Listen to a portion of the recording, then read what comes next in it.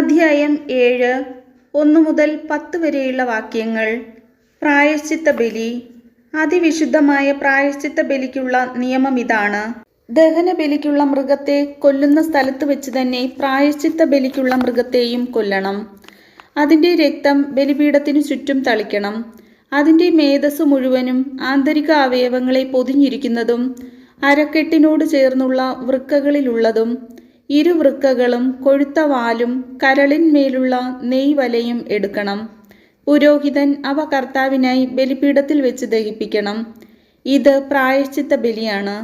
പുരോഹിത വംശത്തിൽപ്പെട്ട എല്ലാ പുരുഷന്മാർക്കും അത് ഭക്ഷിക്കാം. വിശുദ്ധ സ്ഥലത്ത് വെച്ച് വേണം അത് ഭക്ഷിക്കാൻ. അത് അതിവിശുദ്ധമാണ്. പ്രായശ്ചിത്ത ബലി പാപപരിഹാര ബലി പോലെ തന്നെയാണ്. അവയുടെ നിയമവും ഒന്നുതന്നെ. ബലിവസ്തു പരിഹാരകർമ്മം ചെയ്യുന്ന പുരോഹിതനുള്ളതാണ്.